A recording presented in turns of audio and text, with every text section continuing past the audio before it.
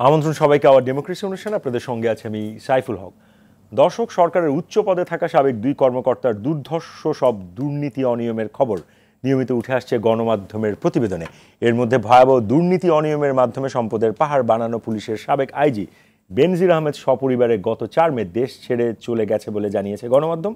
সে এখন কোথায় আছে জানে না সরকার। এই বেনজির আহমেদই দায়িত্বে থাকাকালে ক্ষমতার চরম অপব্যবহার করে একদিকে অর্থ সম্পদ আর সাম্রাজ্য বানিয়েছেন, অন্যদিকে সেরা করদাতা, শুদ্ধাচার পুরস্কার, 5 বার পুলিশ বাহিনীর সর্বোচ্চ পদক, বাংলাদেশ পুলিশ মেডেল সহ বহু রাষ্ট্রীয় খেতাব ঝুলিতে পুড়েছেন। গণমাধ্যমে বেনজির আহমেদের অনিয়ম দুর্নীতির ফিরিস্তি উঠে আসার পর সরকারের পক্ষ থেকে তাকে বিচারের আওতায় আনার কঠোর বার্তা দেয়া হলেও তিনি কিভাবে দেশ ছেড়ে চলে গেলেন তা নিয়ে উঠেছে প্রশ্ন। গণমাধ্যম বলছে সিঙ্গাপুর হয়ে বেনজির আহমেদ পাড়ি জমিয়েছেন সেকেন্ড হোম মালয়েশিয়ায়, অথচ তার অবস্থানের ব্যাপারে কোনো তথ্য নেই সরকারি সংস্থাগুলোর কাছে। দর্শক, এমন একটি বাস্তবতা আজ আমাদের আলোচনার বিষয়। বেনজির কোথায় জানে না সরকার। আর এই বিষয়ে আলোচনার জন্য আজ আমাদের সঙ্গে আলোচনায় স্টুডিওতে রয়েছেন সিনিয়র সাংবাদিক জুলফিকার আলী মানিক। আমাদের সঙ্গে ভার্চুয়ালি সংযুক্ত রয়েছেন সাবেক নির্বাচন কমিশনার, অবসরপ্রাপ্ত brigadier general doctor M Sakhawat Hossain এবং দুর্নীতি দমন কমিশনের আইনজীবী খুরশিদ আলম খান। উনি অল্প কিছুক্ষণের মধ্যে দর্শক আমাদের সঙ্গে যুক্ত হবেন। দর্শক, আপনিও চাইলে আমাদের সঙ্গে এই আলোচনায় অংশ নিতে পারেন। স্ক্রলে দেখানোর নম্বরে ফোন করে প্রতিক্রিয়া দিতে পারেন, জানাতে পারেন আপনার মতামত, প্রশ্ন করতে পারেন, লিখতে পারেন আমাদের ফেসবুকে। চলে যাচ্ছে সরাসরি মূল আলোচনায়। শুরুটা করতে চাই আমাদের স্টুডিওতে আগত অতিথি সিনিয়র সাংবাদিক জুলফিকার আলী মানিক। আপনাকে দিয়েই যেটি প্রশ্ন সেটি হচ্ছে, বেনজিরের প্রতিদিনই আমরা নতুন নতুন সম্পদের খবর পাচ্ছি, প্রায় গত 15-20 দিন ধরেই গণমাধ্যমে সেটি আসছে। সেটি ছাপিয়ে এখন বড় প্রশ্ন হচ্ছে আসলে ওনার লোকেশন। কেউ বলছে সিঙ্গাপুর হয়ে আপনার মালয়েশিয়া চলে গেছে, কেউ আবার বলছে, সবশেষ আমি যে নিউজটা দেখে এই স্টুডিওতে আসলাম সেটা হচ্ছে ওনার লোকেশন হচ্ছে তুরস্ক। আবার আরও কিছু গণমাধ্যমে দেখলাম যে উনি আসলে বাড়ি থেকে বেরোচ্ছেন না। তো এরকম একটি আমি যদি মানে এরকম মোস্ট ইনভেস্টিগেটেড একটা ব্যক্তি যাকে নিয়ে নানা প্রশ্ন আসছে, তার লোকেশন সরকারের সংস্থা জানে না, এটা কি আসলে হজম হওয়ার মতো? একটু যদি বলেন। না, এই যে স্টেটমেন্টটা আপনি বলে, আমিও একটু আগে দেখেছি একটা টেলিভিশনে যে তিনি তুরস্কে আছেন। আজকে তো সকালেও সংবাদপত্রগুলোতে বিভিন্ন রকমের খবর আছে, সিঙ্গাপুর, মালয়েশিয়া, দুবাই, নানান রকম। আর সরকার যেটা বলেছে যে জানে না সরকার, সেটা কিন্তু আসলে সরকার বলেছে বটে, কিন্তু এটা সাধারণ মানুষের কাছে, ইভেন সাংবাদিক হিসেবে আমার কাছেও জিনিসটা খুব গ্রহণযোগ্য থাকে না। কারণ সরকারই তো জানবে। আর হচ্ছে দেশে বাইরে চলে গেলে সেটা ইমিগ্রেশন আছে, সেখানে আপনার রেকর্ড থাকবে, প্লেনের এয়ারলাইন্স টিকিট। সো এই জায়গায় সরকার জানে না যে স্টেটমেন্টটা, সেটা কিন্তু আমার কাছে যেটা মনে হচ্ছে, ইভেন আমরা সাংবাদিকের সাধারণ মানুষের সাথেও কথা বলি, সো সাধারণ মানুষের যে পারসেপশন, সেটাও যদি আমি বলি, আমার একদম নিজেরটা নাই বলি, সাধারণ মানুষেরও পারসেপশন হচ্ছে সরকার জানে, কিন্তু সরকার এই বিষয়ে কোনো মুখ খুলবে না। সো এটা জানি না বলে আসলে সরকার পুরো ওই কোথায় আছে এই ব্যাপারটা এড়িয়ে যেতে চাইছে। কারণ হচ্ছে যে এখন চলে গেলে, সরকার যদি বলে বিদেশ চলে গেছে, তাহলে মানুষ প্রশ্ন করবে বিদেশ চলে গেল কেমনে? কারণ হচ্ছে তাকে নিয়ে তো এই যে তার যেই অর্থ সম্পদ, ক্ষমতার অপব্যবহার করে এত বিত্ত বৈভব, এগুলি তো সংবাদপত্রে বেশ অনেক দিন আগে থেকে ধারাবাহিক ছাপা হচ্ছে। এগুলি নিয়ে তদন্তের ব্যাপারে প্রশ্ন উঠেছে, দুদকে অভিযোগ পড়েছে। সো এখন যদি সরকারই বলে দেয় আমরা যতটুকু জানি বিদেশ চলে গেছে, তাহলে তো মানুষ প্রশ্ন করবে যে বিদেশ চলে গেল কেন, কেন তাকে থামানো হলো না, বা কেনই তার বিদেশ যাত্রার উপরে নিষেধাজ্ঞা দেওয়া হলো না। এবং সরকারের দিক থেকে একটা তো আমি আর্গুমেন্টও দেখেছি যে এক হচ্ছে জানে না, আর বিদেশ চলে গেলেও তার উপরে তো কোনো যাবার নিষেধাজ্ঞা নেই। যদি নিষেধাজ্ঞা নাও থাকে, তাতেও কিন্তু সাধারণ মানুষের একটা প্রশ্ন যে এতদিন ধরে এত কিছু মানে কেলেঙ্কারির আলোচনা হচ্ছে, তদন্তের ব্যাপারে দুদকে অভিযোগ, তদন্ত করা হবে, কেন তাকে নিষেধাজ্ঞা দিয়ে দেশে যাওয়া থেকে বিরত রাখা হলো না? সেইটাও কিন্তু একটা সরকারকে একটা জবাবদিহিতার জায়গায় মানুষ প্রশ্ন তুলতে পারে। তার চেয়ে ভালো কথা কিছুই জানি না, এটা একটা খুবই নির্বিকার থাকলাম আর কি, না আমাদের কিছু জানা নাই, আমরা কিছু জানি না, আচ্ছা জানলে পরে জানাবো, এরকম। এটা একটা স্ট্র্যাটেজিক জায়গা আর কি, যে ব্যাপারটা একটু এড়িয়ে যাওয়া কিছু স্পর্শকাতর প্রশ্নকে, বিষয়কে। নিশ্চয়ই আপনার কাছে আমি আবার আসবো। আমাদের সাথে দর্শক ইতিমধ্যে যুক্ত হয়েছেন, দুদকের আইনজীবী জনাব খুরশিদ আলম খান। আপনি নিশ্চয়ই আমাকে শুনতে পাচ্ছেন। আপনাকেও স্বাগত আমাদের অনুষ্ঠানে। আমি সরাসরি আপনার কাছে প্রশ্নটা রাখতে চাই। একটা প্রবাদ আছে যে বলা হয় যে রোম যখন পুড়ছিল নিরো তখন বাঁশি বাজাচ্ছিল। তো অনেকের মধ্যে আমাদের দর্শকরা অনেকে জানতে চেয়েছেন যে বেনজির আহমেদ যখন এরকম ব্যাপক পরিমাণ সম্পদের পাহাড় বানাচ্ছিলেন, যেই খবরগুলো এখন আমরা দেখছি গণমাধ্যমে আসছে, দুদকের কাছে তখন আসলে এই তথ্যগুলো আসেনি কেন, সেটি একটি প্রশ্ন। আর হচ্ছে যদি এসে থাকে তাহলে দুদক তখন আসলে কি করছিল? জি, আপনাকে ধন্যবাদ। হ্যাঁ, ধন্যবাদ সহ আলোচক। না দেখুন, দুর্নীতি দমন কমিশন যে একটি অনুসন্ধান কমিটি গঠন করেছেন, এটা সম্ভবত 26 কি 27 এপ্রিল, হ্যাঁ মানে হাইকোর্ট ডিভিশন যে আদেশটা দেয় তার দুদিন আগে এই অনুসন্ধান দল মানে কাজ আসলে শুরু করে ধরেন 27 কি 28 তারিখ থেকে। একটা আপনার একজন ব্যক্তির মানে তার যদি বিদেশ যাওয়া বন্ধ করতে হয়, আর্টিকেল 36 অফ দ্য কনস্টিটিউশন, এটা সম্প্রতি সেপ্টেম্বর 2021 আমাদের সুপ্রিম কোর্ট আপিল বিভাগ একটি রায় দিয়েছেন। সে রায়তে 8টা ইনগ্রেডিয়েন্টস দিয়েছেন কোন কোন ক্ষেত্রে বিদেশ যাওয়া রোধ করা যাবে। হ্যাঁ, যে কোনো, এটা যদিও দুদকের মামলা, এটা সবার জন্য অ্যাপ্লিকেবল। এটা সরকার বলেন, যে কোনো প্রসিকিউশন বলেন, যে কোনো ইনভেস্টিগেটিং এজেন্সি, সবার জন্যই এটা ম্যান্ডেটরি, যেহেতু আপিল বিভাগের রায়, আর্টিকেল 111 অফ দ্য কনস্টিটিউশন। সেইখানে 8টা ক্যাটেগরি দিয়েছেন কোন কোন ক্ষেত্রে সে বিদেশ যাওয়া রোধ করতে পারবে যে কোনো প্রসিকিউশন এজেন্সি। দুর্নীতি দমন কমিশন আগে তো করতো, রোধ করতো, সেগুলি চ্যালেঞ্জ হতো। জনাব খুরশিদ আলম, একটু সম্পূরক প্রশ্ন, আপনি যেগুলো বলছেন সেগুলো আইনের নিশ্চয়ই ধারা, এবং আপনি আইনজীবী হিসেবে আপনি হয়তো আরো বিস্তারিত ব্যাখ্যা দিতে পারবেন। সেই আইনের জায়গা থেকেও যদি দেখি, মানে দর্শকদের মধ্যে এই প্রশ্নটা এসছে যে সেই একজন রাষ্ট্রীয় কর্মকর্তা, প্রজাতন্ত্রের কর্মকর্তা, যেই সম্পদের আমরা বর্ণনা পাচ্ছি, সেটি বানাতে গেলে তো একটা আইনের ব্যত্যয় ঘটাতে হবে নিশ্চয়ই। মানে প্রায় 1000 কোটি টাকার উপরে সম্পদের আমরা হিসাব দেখছি। 621 একর জমি আপনার, তার মধ্যে 520 একরই হচ্ছে তার ওয়াইফের নামে। তো এগুলো সবই তো আইনের ব্যত্যয় করে হয়েছে। এখন যে আইনের প্রশ্নটা আসছে, তখন উনি যখন এই আইন ভঙ্গ করে এই সম্পদ বানিয়েছেন বলে বলা হচ্ছে, তখন আসলে আমরা কি করলাম? তখন বলতে আপনি কি উনি যখন আইজি ছিল তখন বুঝাচ্ছেন, না আইজি পরবর্তী সময়ে? না, উনি তো সম্পদগুলো আইজি থাকা অবস্থায় 90% সম্পদ করেছে। মানে আপনার প্রশ্নটা কি এটাই, উনি আইজি থাকার সময় কেন দুটো জিনিসগুলো বের করতে পারলো না, এটি কি প্রশ্ন? জি, এইটা বাংলাদেশ না, পৃথিবীর কোনো দেশেই সম্ভব না। আপনি যখন ক্ষমতায় থাকেন, একজন আইজি যখন অফিসে বসেন, সে অফিস থাকাকালীন সময় দুর্নীতি দমন কমিশনের মতো একটি এজেন্সির পক্ষে ওনার সম্পদ মানে খুঁজে বের করা, এটা আমাদের মতো থার্ড ওয়ার্ল্ডের দেশে না, উন্নত দেশে অনেক কঠিন ব্যাপার, আপনি যে ভাষায় বলেন। কারণ শুনেন, সম্পদটা কার সম্পদ? অ্যাকর্ডিং টু প্রসিকিউশন দুর্নীতি দমন কমিশন, এই সম্পদগুলো হলো বেনজির আহমেদের। বেনজির আহমেদকে কি আমার তথ্য পাওয়ার সুযোগ ছিল? This is number 1। আর তথ্য আমি তো পাইলেই হবে না, এই তথ্যটা আমাকে যাচাই করতে হবে, তার অথেন্টিসিটি আমাকে দেখতে হবে, এই তথ্যটা কতটুকু সঠিক। সেরকম চেষ্টা কি দুদক করেছে? এটা কিভাবে করবে যদি সে তথ্য না পায়? যদি দুর্নীতি দমন কমিশন তো একটা সোর্সের মাধ্যমে একটা তথ্যের ভিত্তিতে কাজ করে, সে তথ্যের ভিত্তিতে সে রেকর্ড মানে কালেকশন করে, রেকর্ড ইভালুয়েট করে, সে দেখে যে আসলেই ওনার অবৈধ সম্পদ আছে কি না। সেই জিনিসটা তো তখন সুযোগ ছিল না, এবং এইটার সুযোগ কখনো থাকে না। আপনি হয়তো 2-4টা হয়তো এক্সেপশনাল ঘটনা ঘটতে পারে, ক্ষমতায় থাকাকালীন সময়ে কোনো ক্ষমতাধর ব্যক্তির রেকর্ড তলব করে তার ক্ষমতার অবৈধ সম্পদ খুঁজে বের করা অসম্ভব কঠিন ব্যাপার। নিশ্চয়ই। আপনাকে অসংখ্য ধন্যবাদ যে আপনি বিষয়টা পুরোপুরি পরিষ্কার করেছেন। আমি এই প্রশ্নটা নিয়ে আসলে brigadier doctor M Sakhawat Hossain আপনার কাছে যেতে চাই, যেটা আমাদের দুদকের আইনজীবী বললেন, এবং উনি প্রায় অনেকটা এরকম রেফারেন্সই দিলেন যে পৃথিবীর কোনো দেশে আসলে এরকম ক্ষমতায় থাকা অবস্থায় অ্যান্টি করাপশন কমিশন আসলে পারে না। কিন্তু আমার জানা মতো আমি জানি দক্ষিণ কোরিয়াতে ওদের প্রেসিডেন্ট ছিল পার্ক গুনে, তাকে কিন্তু সেখানে কিন্তু তাকে কিন্তু ইমপিচ করা হয়েছিল। সো এরকম অনেকগুলো কেস আছে। আমি একটু ব্রিগেডিয়ার এম সাখাওয়াত হোসেনের কাছ থেকে শুনতে চাই। ধন্যবাদ আপনাকে। আপনি দক্ষিণ কোরিয়ার কথা বললেন।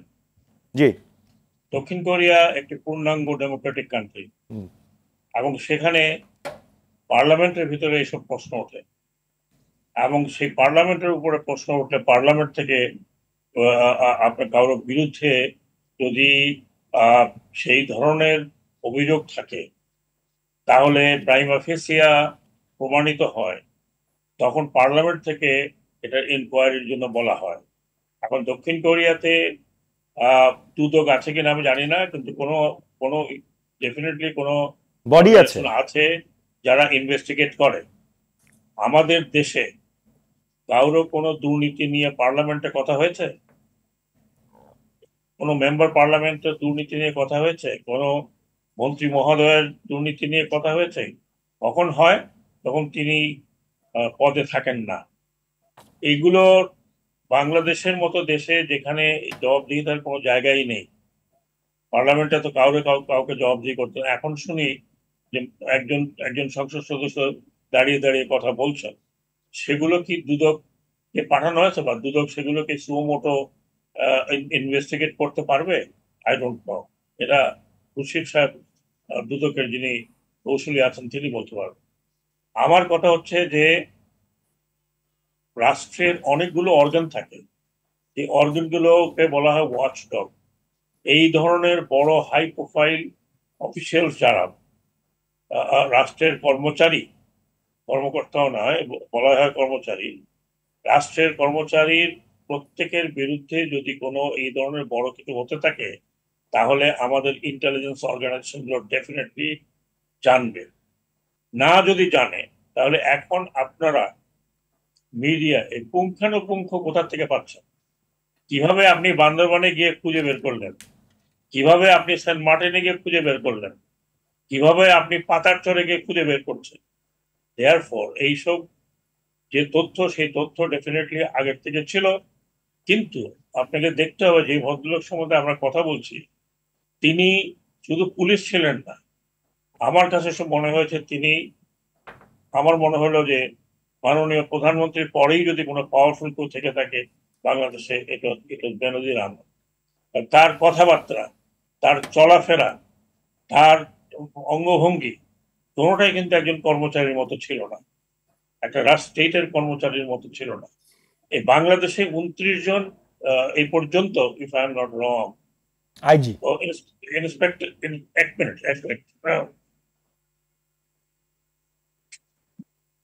এ পর্যন্ত বোধহয় 29 জন ইন্সপেক্টর জেনারেল পুলিশ বা ইন্সপেক্টর জেনারেল ছিলেন, 29 জন এই বর্তমানকে নিয়ে বোধহয়। আপনি আর কার কথা শুনেছেন এর আগে? আপনি আরো তো অনেক অনেক চৌকস এবং ভালো ভালো আইজি ছিলেন, পুলিশের অফিসার। আমি অনেকের নাম বলতে পারি যারা অত্যন্ত ভদ্র এবং মার্জিত। আপনি আর কতজনের কথা শুনেছেন সার্ভিস থাকাকালে? কিন্তু সার্ভিস থাকাকালে তার কাছে শুনেছেন। আমিও এখন যেহেতু জিজ্ঞেস করছেন বলছি, পুলিশ ফোর্সকে তিনি পুলিশ ফোর্সের মতো ব্যবহার করেননি।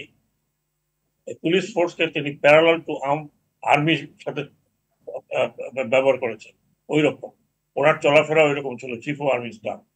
আমার এখানে প্রশ্ন হলো যে পুলিশের চিফ যখন পলিটিক্যাল বক্তব্য দিচ্ছেন, তার অধীনস্থরা যখন পলিটিক্যাল বক্তব্য দিচ্ছেন, আমি বলছি না উনি সরকারের প্রতি অনুগত ছিলেন কি থাকবেন না, কিন্তু পলিটিক্যাল বক্তব্য যখন দাঁড়িয়ে দেন, ইলেকশনের আগে যখন পলিটিক্যাল বক্তব্য দাঁড়িয়ে দেন, তখন একবারও কি হোম মিনিস্ট্রি ওনাকে বলেছে যে এটা আপনার কাজ নয়, এই ধরনের বক্তব্য?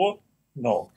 দেয়ারফর উনি কিন্তু হি গ্রোন, যেটা আমরা বলি, মোর দেন হিজ শু। কাজে উনি যে কাজগুলো এখন যেগুলো আপনারা খুঁজে বের করছেন, তার মালয়েশিয়াতে সেকেন্ড হোম আছে, তিনি দুবাইতে প্রপার্টি করেছেন, তিনি এখন শুনছি টার্কিতে ওনার প্রপার্টি আছে, দেশে তো আছেই। তাহলে আমার প্রশ্ন এখন যে আমাদের বাংলাদেশ ব্যাংকের যে ইন্টেলিজেন্স ইউনিট আছে, হ্যাঁ, ব্যাংকের যে ইউনিট, ইন্টেলিজেন্স ইউনিট, এই টাকাগুলো কি? সরি, আমি শুনতে পাচ্ছি, বলেন। ওটা হলো বিএফআইইউ, ফিনান্সিয়াল ইন্টেলিজেন্স, বিএফইউ। তো তারা এই যে মানি লন্ডারিংটা হলো, বা যেই টাকাটা বাহিরে গেল, সেটা কিভাবে গেল? আমরা তো $10 নিয়ে যেতে পারি না। আমাদের পকেটে $10 থাকলেও ডিক্লেয়ার করতে হয় যে আমার পকেটে $10 আছে, আমাকে দেখাতে হয় পাসপোর্টে যে আমার এন্ডোর্সমেন্ট আছে। এইসব প্রশ্নের উত্তর কে দেবে? যেমন মাননীয় স্বরাষ্ট্রমন্ত্রী বললেন যে উনি জানেন না উনি কোথায় আছেন, উনি বিদেশে গেছেন কিনা। আপনারা বলছেন তিনি মালয়েশিয়া গেছেন, আপনারা বলছেন তিনি সিঙ্গাপুর গেছেন। এটা একজন স্বরাষ্ট্রমন্ত্রী যিনি এত বছর, উনি রেকর্ড পরিমাণ প্রতিটি জিনিস ওনার আন্ডারে, এয়ারপোর্টের সিকিউরিটি ওনার আন্ডারে, ইমিগ্রেশন ওনার আন্ডারে। এ কথা যদি উনি বলেন যে আমি জানি না, তাহলে এটা আমরা কিভাবে, এটা কি ব্যাখ্যা? নিশ্চয়ই এটা কোনো ব্যাখ্যা আছে? এটা ব্যাখ্যা একমাত্র এখন যেটা লোকে বলা বলি করছে যে দুদক, ইনক্লুডিং দুদক, উনি আছেন বলে ওনার সামনেই বলছে, মনে কিছু করবেন না, ইনক্লুডিং দুদক, কথাবার্তা হচ্ছে দুদক তাকে হোয়াইট করার জন্য এই সমস্ত কথাবার্তা বলছে। একটি মাত্র জিনিস যেটা আমি এখন দেখছি যে আমাদের মিডিয়া, 100% মিডিয়া এই বিষয়টাকে বারবার বারবার জনসমক্ষে নিয়ে আসছে। লাস্ট যে কথাটা আমি বলছি সেটা হচ্ছে যে এই মিডিয়া কখন আসলো? মিডিয়া আসলো যখন পার্টিকুলার মিডিয়া বের করলো, এবং আমার মনে হয় কোনো কোনো অ্যাঙ্গেল থেকে এটাকে সবুজ সংকেত আপনারা পেয়েছেন, সেই কারণে এই আলোচনাগুলো করা হচ্ছে। লাস্ট কথা হচ্ছে একটা ফোর্স, যেই ফোর্সের যেই কাজ তারকে দিয়ে যদি তাকে অন্য রকমের মনে করা হয়, পুলিশের কাজ আর্মি বা অন্য ফোর্সের মতো নয়। পুলিশের আইজি তিনি inspector general and superintendent police. পুলিশের যিনি ফোর্স কমান্ড করেন তিনি হচ্ছেন ওসির উপরে কেউ ফোর্স কমান্ড করেন না, বাকিরা হচ্ছে সার্ভিস প্রোভাইডার।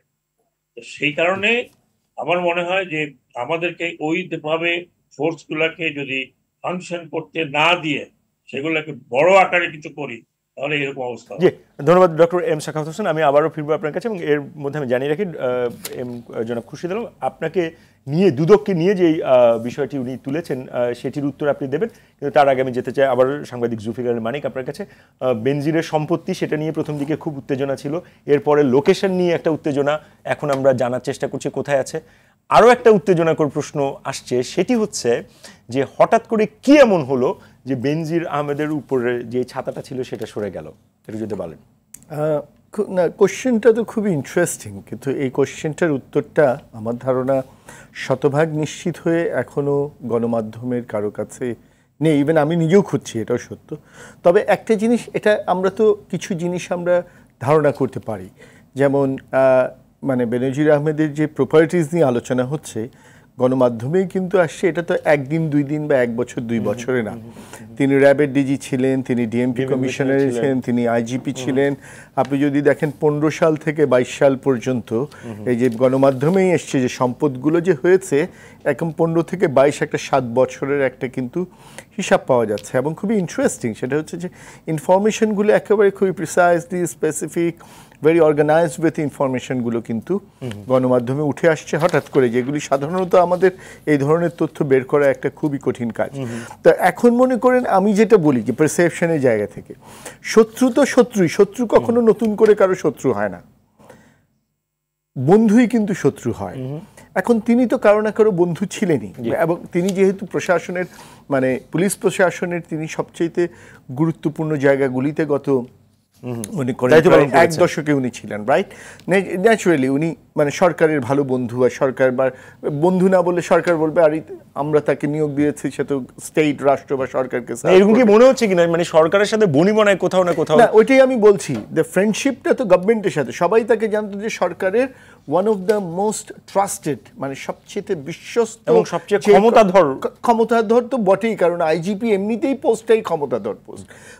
শুধু ওই পোস্টে থাকতে ক্ষমতাধর হয় না, আবার খুবই বিশ্বস্ত হওয়ারও একটা ব্যাপার আছে। কারণ আমরা এরকম আপনি বিভিন্ন ফোর্সের আমরা একদম এরকম টপ পজিশনের অনেককে দেখেছি সরকার বিশ্বস্ত মনে করে বসিয়েছে, পরে দেখা গেছে যে ঠিক ওই সরকারের বিরুদ্ধেই তার বিভিন্ন সময়ের রোলও দেখা গেছে। ফলে এরকমও কিন্তু অতীতে হয়েছে, যেমন এটা সেনাবাহিনীতেও দেখা গেছে যে ট্রাস্টেড আর্মি চিফ পরে দেখা গেছে ওই সরকারের বিরুদ্ধেই তিনি অবস্থান নিয়েছেন।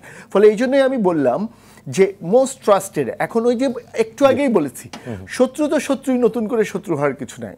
নতুন করে শত্রু হয় কোনো এক বন্ধু, তার মানে যারা তার বন্ধু ছিলেন বা যাদের সাথে বেনজির আহমেদের বন্ধুত্বর জায়গাটা ছিল, বিশ্বস্ততার জায়গাটা ছিল, সেই জায়গায় ডেফিনেটলি কোথাও না কোথাও তো একটা চির ধরেছে। যেমন আমি আপনাকে একটা ছোট্ট ইনফরমেশন দিই, বেশি দিন আগেও না, বেশ কয়েক মাস আগে এরকম আরেকটা পত্রিকায় কিন্তু একটি ব্যবসায়ী প্রতিষ্ঠানের নামে বিশাল একটা স্টোরি বেরিয়েছিল, সেটার তদন্তের ব্যাপারটা কোর্টেও গড়িয়েছিল, কিন্তু সেটা কিন্তু খুবই একটা দ্রুততার গতিতে এই যে তদন্ত যেন না দেয় বা অনুসন্ধানে সেটা থামিয়েও দেওয়া হয়েছে, এবং এটা নিয়ে কিন্তু গণমাধ্যমে একদম নীরব হয়ে গেল।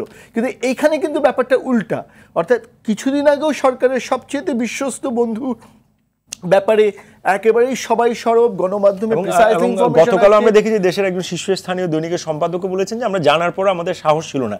এটাও আমরা মোটামুটি জানি যে একজন এত সিনিয়র সম্পাদক এই কথাটা বলেছেন। হ্যাঁ, এখন মনে করেন তার মানে ওই যে সাহসটা কোথাও থেকে তো সেই সাহসটা থেকে আসলো, সেটা তো আমরা যার সাথে বিশ্বাসের মানে বিশ্বাস ভঙ্গের ঘটনা ঘটেছে, তাহলে তিনি হচ্ছেন আরো বড় ক্ষমতা, তিনি সিগন্যাল দিয়ে দিচ্ছেন। এবং এমনও হতে পারে অনেক জায়গা থেকে তথ্যেরও একটি গোছানো সরবরাহও থাকতে পারে। ধন্যবাদ। আমি আবারও ফিরবো আপনার কাছে, যেতে চাই আবারও জনাব খুরশিদ আলম আপনার কাছে। যেমনটা আমরা দেখেছি গণমাধ্যমে আজকে যে 6 তারিখ সকাল 10টায় দুদকে ওনাকে হাজির হওয়ার কথা এবং ফ্যামিলি মেম্বারদেরকে 9 তারিখ মানে জুনের, তো উনি যদি না আসেন তাহলে একটা আমরা খবর দেখছি যে আত্মপক্ষ সমর্থনের উনি সুযোগ পাবেন না। তো আপনাদের কাছে এমন কোনো কি তথ্য আছে বা ওনার কোনো আইনজীবী কি আপনাদের সাথে অগ্রিম যোগাযোগ করেছেন বা এইটা ডেফার করার এরকম কোনো কি তথ্য আছে আপনাদের কাছে? জি দেখুন, এটা আসলে জানা যাবে আগামী 6 তারিখ ওই 10টার সময় বললেন তখন, আগে তো জানা যায় না। এটা 6টার সময় জানা যাবে, 10টার সময় জানা যাবে 6 তারিখ যে ওনার পক্ষে কেউ এপিআর করলো কিনা, সময় চেলো কিনা, আগাম তো কেউ কখনো জানবে না। এটা আসলে দুর্নীতি দমন কমিশন ওনার বিরুদ্ধে অভিযোগগুলো যে আসছে সে বিষয়ে ওনাকে জিজ্ঞাসাবাদ করার জন্য ডাকা হয়েছে। ওনাকে না ডাকলেও পারতো, আইনে এই ধরনের কোনো বাধ্যবাধকতা নাই। আইনে বলা আছে অনুসন্ধানকারী দল বা কমিশন যদি মনে করে। এখন আপনারা কেন মনে করলেন ওনাকে? কারণ যদি প্রমাণগুলো যদি খুবই ভ্যালিড হয় তাহলে ওনাকে ডাকার প্রয়োজন মানে না করলেও তো পারতো। আপনি যেটা বললেন সেটা না করে সরাসরি আপনি কমিশনে আবেদন করে চার্জশিট পর্যন্ত যাওয়া যেত কিনা? কারণ দুদকের কাছে তুমি এখনো আসামি না। না শুনেন, চার্জশিট তো অনেক পরের ব্যাপার, এখন তো অনুসন্ধান চলছে। অনুসন্ধানটা কার্য যদি পূর্ণাঙ্গ রূপ পায় এবং তারপরে যদি কমিশন অ্যাপ্রুভ করে তখন মামলা হবে। এখন আপনি বলছেন তাকে ডাকলেন কেন? এটা কমিশন প্রত্যেকটা কাজেই যার বিরুদ্ধে অভিযোগ তাকে একটা সুযোগ দেয়, মানে যাতে ন্যায় বিচার নিশ্চিত হয়। কমিশনের কাছে তো ওনার বিরুদ্ধে যে অভিযোগ আসছে সেগুলি সে কতটুকু আমলে নিবে, তার বক্তব্য কি, এটা জানতে চেয়েছে। এই জানতে চাওয়াটা তো অপরাধ না, একদমই অপরাধ না। এটা কি এরকম কিনা যে মাঝখানে এই যখন প্রতিবেদনগুলো আসে এরপরে উনি নিজে ফেসবুক লাইভে কিন্তু উনি একটা আত্মপক্ষ সমর্থন করেছেন, যেখানে উনি পরিষ্কার করেছেন যে এই সম্পদগুলো উনি কিভাবে অর্জন করেছেন।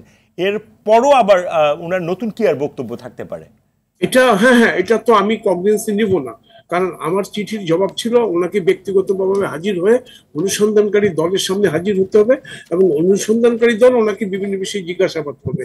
নর্মালি অন্য 8-10টা কেসে যেভাবে হয়। প্রফেসর ইউনূস উনিও তো আসছেন, উনি এসে জিজ্ঞাসাবাদের সম্মুখীন হয়েছেন, উনি বক্তব্য দিয়েছেন, উনি পরে মিডিয়ার কাছে বক্তব্য উনি তো আছেন বলে আসছেন, কিন্তু বেনজিরের তো আমরা লোকেশনই খুব বের করতে পারছি না। না সেটা তো এখন তো আমি 6 তারিখ বুঝতে পারবো উনি যদি না আসেন। সাপোজ যদি না আসেন, আপনার প্রশ্ন ছিল উনি না আসলে কি হবে? উনি না আসলে অনুসন্ধানকারী দল অনুসন্ধান কাজ এটা চালিয়ে যাবেন। ওনাকে সুযোগ দেওয়া হয়েছিল, সুযোগটা উনি নেয়নি। কাজেই যদি উনি সুযোগ না নিয়ে থাকে সেখানে কমিশনের তো করার কিছু নাই। কমিশন এখানে তো ফেয়ার এনাফ, ওনাকে বললো যে আপনি আসেন, সে যদি না আসে তাহলে কমিশন তার কাজ ওটা চালিয়ে যাবে। এখন তার পক্ষে যদি কেউ সময়ের আবেদন করে সেটা ওই দিন জানা যাবে, আগাম তো এটা প্রেডিক্ট করার কোনো স্কোপ নাই। আমরা যে আলোচনাগুলি করছি ওনার বিদেশ যাওয়ার ব্যাপারে বা মিডিয়াতে যেগুলো আসছে এগুলো সবগুলো অনুমান নির্ভর, হয়তো এটাই ঠিক কি না এটা তো ডিসাইড হবে, আরো কয়েকদিন সময় লাগবে। সবই তো যেখানে যেটা brigadier doctor M Sakhawat Hossain যে প্রশ্নটা তুলেছেন, যেখানে রাষ্ট্রের স্বরাষ্ট্রমন্ত্রী জানে না এরকম একটা হাই প্রোফাইল লোকের লোকেশন কোথায়, সেখানে আমরা তো সবই অনুমানের ভিত্তিতে আলোচনাটা করছি। তো সেই অনুমানের জায়গা থেকে যদি আমরা একটু অনুমানটাকে একটু বাড়াই যে ওনারকে কোনো একটা স্পেস আমরা দিয়েছে কিনা রাষ্ট্র, যে ঠিক আছে so far as relates to Dudak concern তাকে স্পেস দেওয়ার তো প্রশ্নই আসে না। তাকে যদি স্পেস দিতে যায়, কারণ ওনার অ্যাকাউন্ট থেকে তো টাকা উনি সরিয়েছেন, কিছু জায়গায় উনি বিক্রিও করে ফেলেছেন, আগে থেকে আজ করতে পেরেছেন কিনা না। দেখুন শুনেন, আমরা দুদক যখন জব্দ করতে চায় তখন আদালতের একটা অনুমতির প্রয়োজন হয় এবং আদালতের কাছে তাকে একটা লিস্ট অফ ব্যাংক অ্যাকাউন্টস এটা দিতে হয়। এই লিস্ট অফ ব্যাংক অ্যাকাউন্টস এটা জোগাড় করতে সময় লাগে, এটা 1 সেকেন্ডের মধ্যে পাওয়া যায়। নিশ্চয়ই এটা নিশ্চিত হতে হয়, তার উপর নিশ্চিত হতে হবে এটা অপরাধ লব্ধ অর্থ অথবা অপরাধ লব্ধ প্রপার্টি। এটা নিশ্চিত হওয়ার পর আদালতে যখন দরখাস্ত দিবে, আদালত মঞ্জুর করলেই তখনই এটা সিজড, অ্যাটাচ, ক্লোক যাই বলুন সেটা হবে এবং তারই এক পর্যায়ে বিদেশ যাওয়া রোধ করা যাবে যদি গাইডলাইনের মধ্যে আমরা পড়ি, সেই প্রসেসের মধ্যেই এখন নতুন করে খবর হচ্ছে যে উনি বিদেশ চলে গেছেন। কেউ বলে 4 তারিখ, কেউ বলে 6 তারিখ, কেউ বলে 12 তারিখ। We are not concern. আমরা যদি দুদকের কাছে যদি উনি না আসে, তাহলে দুদক তার অনুসন্ধান এটা চালিয়ে যাবে। পূর্ণাঙ্গ অনুসন্ধান একসময় দাখিল হয়ে আমরা আশা করি কমিশনের সিদ্ধান্ত পাবো। আরেকটা বিষয় আমরা একটু জানতে চাই, দেশের সম্পদের হিসেব তো চলছে, অনুসন্ধান চলছে, আর দেশের বাইরে কোনো কিছু আছে কিনা সেরকম কি কোনো? হ্যাঁ, চলছে। কারণ দেখুন, দেশের আর্থিক গোয়েন্দা অধিদপ্তর হিসেবে কাজ করে BFIU, Bangladesh financial intelligence unit. এটা বাংলাদেশ ব্যাংকের ভিতরে বসলো, তারা আলাদা একটি সত্তা আছে, আইনি কাঠামো আছে। 2015 সালে একে আইনি কাঠামো দিয়ে ক্ষমতা দেওয়া আছে। মিউচুয়াল, আপনি কি মিউচুয়াল ওই অ্যাসিস্ট্যান্স রিকোয়েস্ট? না, ওটা আরেকটা জিনিস, একটু কাইন্ডলি বুঝতে হবে। আপনি এত যদি তাড়াহুড়া করেন তো হবে না, জিনিসগুলা মানে বুঝতে হবে। কারণ এখানে তো আপনি চাচ্ছেন দুদকের কোথায় ফল্ট সেটা আমরা ধরি, সরকারের কোথায় ফল্ট আমরা ধরি, আপনি ধরতে পারবেন। আমি বিনয়ের সাথে আপনাকে একটু বলি, না আমরা দুদকের ফল্ট ধরতে এখানে বসি নাই। দুদকের কাছে জনপ্রত্যাশাটা অনেক বেশি বলেই প্রশ্নগুলো দিতে হবে। না, ওই যে আমি তাড়াহুড়ার কিছু না, কারণ আমার থেকে বেশি তাড়াহুড়া বেনজির করেছে, এটাই $1 মিলিয়ন প্রশ্ন। শুনেন, আমাকে সময় দেন, আপনি বলেন, আপনার কাছে পরিষ্কার হবে। বিএফআইইউ আর্থিক অপরাধ বিষয়ক অনুসন্ধান তদন্ত করে। বিএফআইইউ নিজে কোনো ইনভেস্টিগেশন করে না, সে ইন্টেলিজেন্স রিপোর্ট ডাটা কালেকশন করে। পৃথিবীর 137টা দেশ আছে, সেটার একমন গ্রুপের মেম্বার হলো বিএফআইইউ। এই বিএফআইইউ এই তথ্য উপাত্ত কালেক্ট করে এমএলআর এর মাধ্যমে। এমএলআর যেটা আপনি বললেন, মিউচুয়াল লিগ্যাল অ্যাসিস্ট্যান্ট রিকোয়েস্ট, ওটা হলো পরের ধাপ।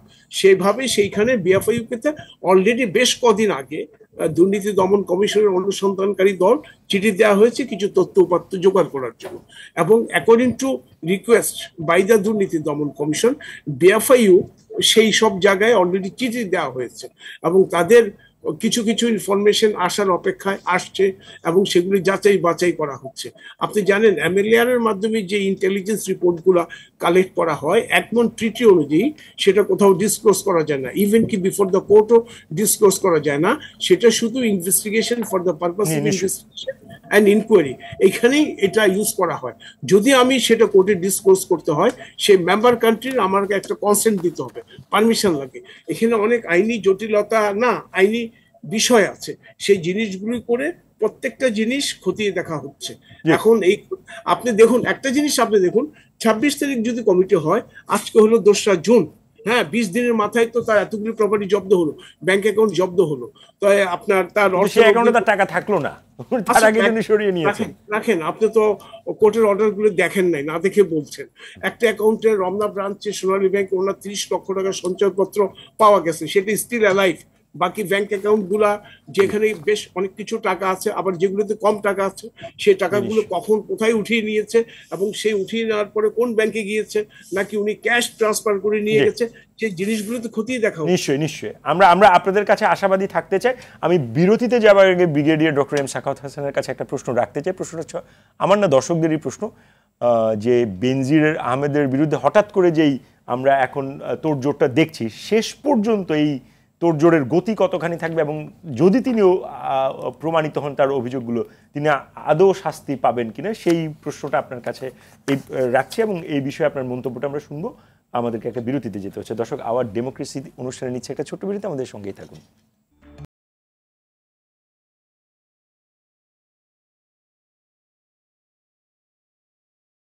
দর্শক, বিরতির পরে আবারও স্বাগত জানাচ্ছি আওয়ার ডেমোক্রেসি অনুষ্ঠানে। আপনাদের সঙ্গে আছে আমি সাইফুল হক।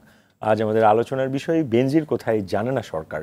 আবারও ফিরছি আলোচনায়, যেতে চাই brigadier general doctor M Sakhawat Hossain. নিশ্চয়ই আপনি আমাকে শুনতে পাচ্ছেন। বিরতিতে যাবার আগে যে প্রশ্নটা আমি করেছিলাম, যে বেনজির আহমেদকে নিয়ে এই মুহূর্তে যে উত্তেজনাটা হচ্ছে এবং নানা ধরনের থিওরি আসছে, শেষ পর্যন্ত জনমনে একটা প্রশ্ন দেখা দিয়েছে যে আদৌ উনি বিচারের আওতায় ওনাকে আনা সম্ভব হবে কিনা, এবং বিচার হবে কিনা। আসলে দেখুন, আমি এই কথাটি বলার আগে আমরা আলাপ করছিলাম যে একজন ব্যবসায়ীর কথা আপনি উল্লেখ করেছেন, তাকে আদালত থেকে বলা হয়েছে আর ইনভেস্টিগেশন চলবে না, অথবা এখন হবে না। তিনি একজন ব্যবসায়ী, বাংলাদেশের ব্যবসায়ীদের কাছ থেকে আমরা অনেক কিছু আশা করি, ঋণ খেলাপি, ব্যাংক খালি করে দিয়ে চলে গেছে, ইত্যাদি ইত্যাদি। ওটা পাবলিক মোটামুটি এক ধরনের, আমি বলবো যে সহ্য করছে, অথবা একটা অবস্থা আছে, মোটামুটি এটা ইউজ টু, যে আমাদের বেশিরভাগ বড় ব্যবসায়ীরা এই কাণ্ডই করছে। কিন্তু এটা একজন সরকারি কর্মকর্তা, এমন একজন সরকারি কর্মকর্তা যিনি এদেশের আইন শৃঙ্খলা এবং ডিসিপ্লিন রক্ষা করার জন্য দায়িত্বপ্রাপ্ত, এবং তিনি কনস্টিটিউশনালি তাকে এই নিয়োগ দেওয়াটা হয়েছে। শুদ্ধাচার পুরস্কার নিজে পেয়েছেন। শুদ্ধাচার, আমি শুদ্ধাচার পেয়ে থেকে বিশুদ্ধাচার পেয়েছে এটা নিয়ে আমি কিছু বলতে পারবো না, কারণ তিনি সরকারের অনেক অনেক অনেক কাজ করে দিয়েছেন যেগুলো অ্যাকচুয়ালি, আমি যদি আপনাকে বলি, অ্যাকচুয়ালি আজিজ সাহেবের যে নিষেধাজ্ঞাটা যেভাবে পড়েছে, এটা অ্যাকচুয়ালি আমার মতে তার উপরে পড়ার কথা। আমি বলছি না আজিজ সাহেবের উপরে কেন পড়লো, এটা কেন পড়লো না। উনি যে শুদ্ধাচার ইত্যাদি ইত্যাদি, উনি যে 3টি ইলেকশনে উনি সক্রিয় ছিলেন এবং সবাই জানে, সরকারকেও বিব্রত করেছে অনেকগুলো স্টেটমেন্ট দিয়ে, আমি মনে করি।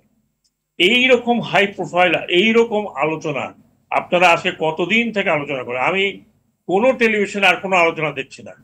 ইকোনমিক কন্ডিশন বাংলাদেশের দিনের পর দিন খারাপ হচ্ছে, এগুলো নিয়ে খুব কম আলোচনা হচ্ছে। এখন বেনজিরের মধ্যে আবার চাপা পড়ে গেছে। আজিজ সাহেবেরটা একটু আলোচনা হয়েছিল, ও আরেকজন মেম্বার পার্লামেন্ট এমপি, তাকে নাকি টুকরা টুকরা করা হয়েছে। এখানে বসে আমাদের ডিবি বললেন 80 টুকরা করা হয়েছে, এখন বলেন কিমা করে ফেলে দেওয়া হয়েছে।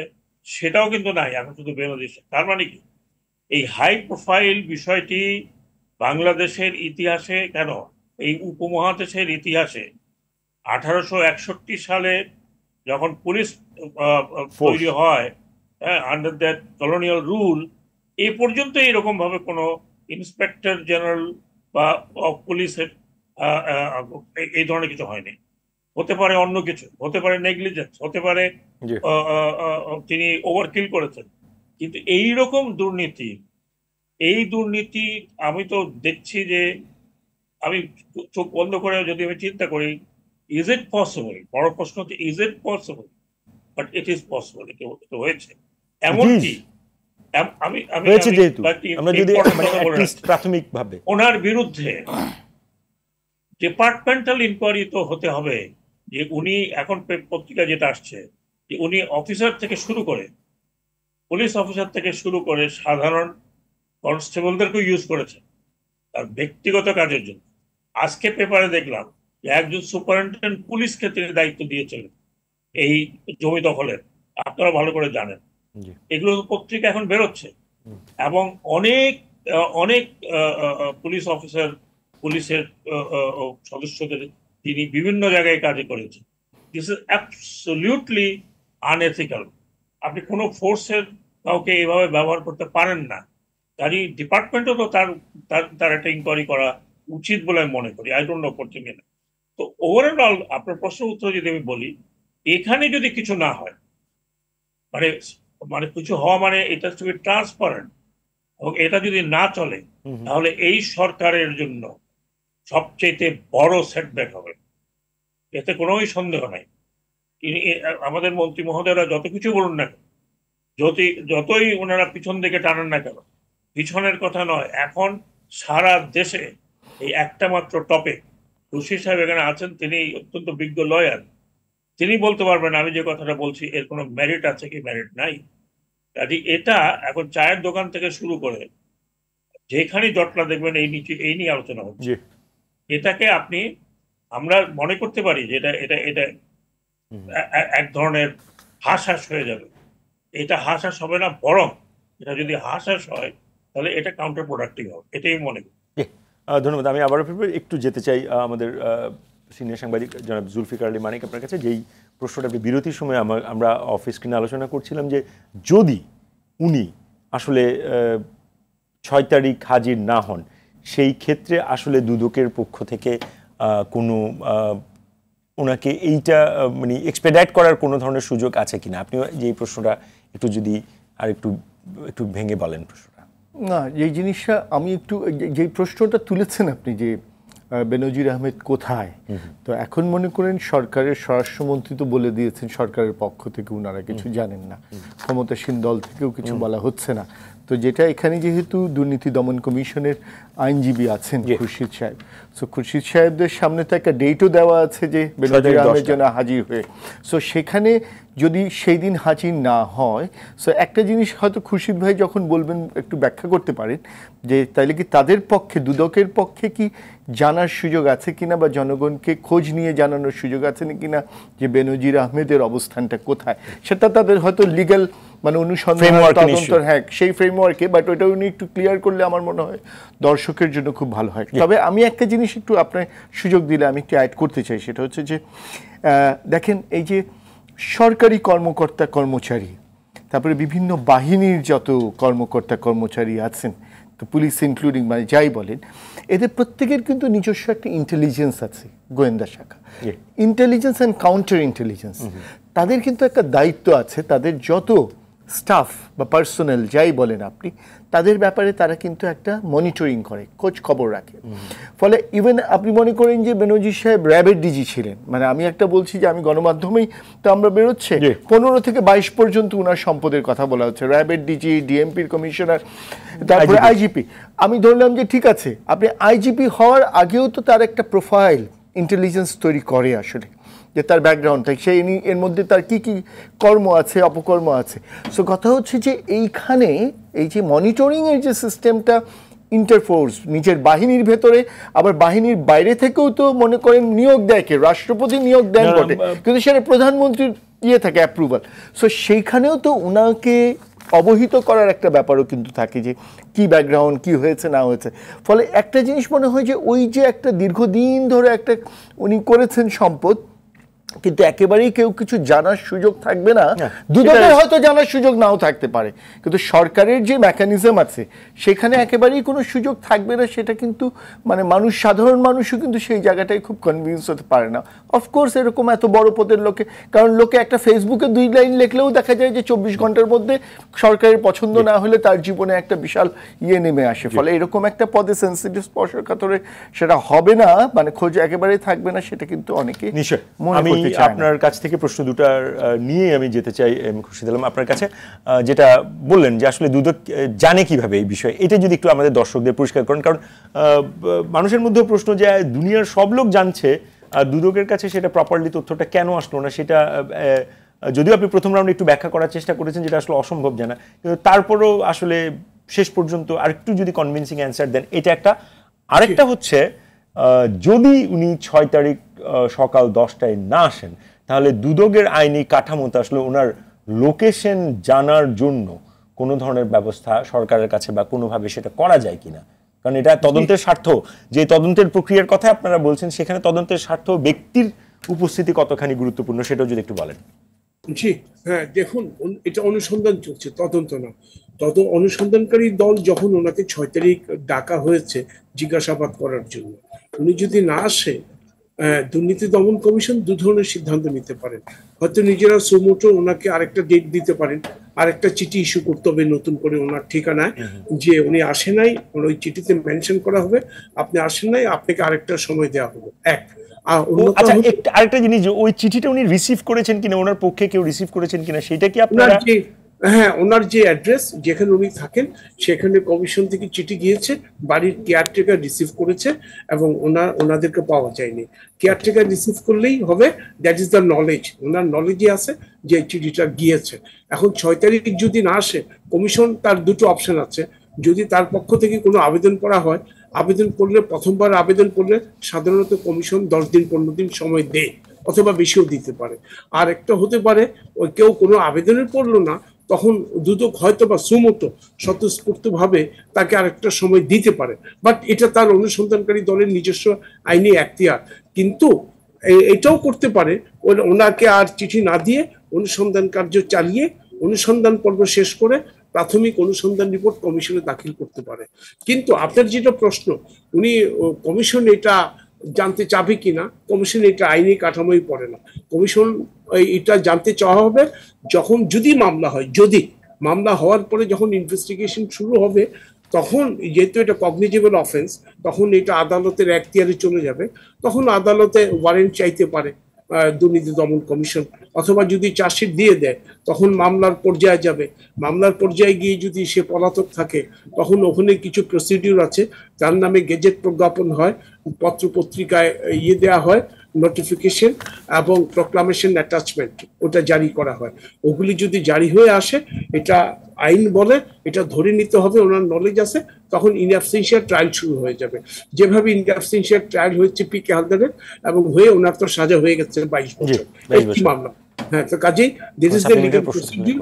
উনি কোথায় আছে এটা দুর্নীতি দমন কমিশনের অনুসন্ধানকারী দল এটা খুঁজতে বাধ্য না। আমি একটু সাইফুল অনুমতি নিয়ে একটা প্রশ্ন করতে চাই। মানে আপনারা তো লয়ার এক্সপার্ট, তো লয়ার প্র্যাকটিস, মানে আপনি অনেকগুলি প্রক্রিয়ার কথা বলেন, অনেক ধাপ। তো সাধারণ মানুষ তো আসলে এই ধাপগুলোর সাথে ঠিক পরিচিত না। সাধারণ মানুষ খুব পপুলারলি একটা জিনিস জানতে চায় যে এই সব ধাপ পার হয়ে যদি সবচেয়েতে কম, আপনি একবার বলেছেন যে এটা অনেক দ্রুততম সময়ে আগানো হচ্ছে, যদি খুব দ্রুততম সময়েও এটা বিচারের মুখোমুখি হয় সেটা কতদিন লাগতে পারে? জি, এখানে কিন্তু মানিক সাহেব আরেকটা বিষয় আছে। এখানে গত মাসের 27 তারিখ, সম্ভবত 27শে এপ্রিল, হাইকোর্ট ডিভিশন একটি প্রোগ্রেসিভ রিপোর্ট চেয়েছে দুদকের কাছে। এই 27শে জুন এটা 2 মাস পূর্ণ হবে, সেদিন আদালত বন্ধ থাকবে। আদালত খুলবে হলো 30শে জুন। তো 30শে জুন বা 1 জুলাই আদালতে একটা অগ্রগতি প্রতিবেদন দাখিল করতে হবে অন বিহাফ অফ দুর্নীতি দমন কমিশন। সেখানে এই 2 মাসে আমরা কি করলাম না করলাম পুরা ফিরিস্তি হলফনামা করে লিখিত আকারে দাখিল করতে হবে। মানুষকে ধারণা দিলেন যে একটা ধারণা সামনে কতদিন, সবকিছু ঠিক মতো গেলে বা 6 মাস, 1 বছর, 2 বছরের মধ্যে বিচার কার্যক্রম, যদি হ্যাঁ না বিচারের কার্যক্রম শুরু হবে যদি মামলা হয়। যে মানে আমরা যদি ধরে নেই যে সেই পথেও যদি এগোয়, তাহলে এটা কত সময় লাগতে পারে? আমার মনে হয় যদি বিচার কার্যর পর্যায়ে চলে যায়, যদি মামলা হয়, যদি আমি কথাটা বললাম যদি আমরা যদিতে আছি, হ্যাঁ, কারণ আমি তো কমিশন না। হ্যাঁ, আমি হয়তো কমিশনের একজন প্রসিকিউটর। হ্যাঁ, আমার মনে হয় 6 মাস, 7 মাস, 8 মাস ম্যাক্সিমাম।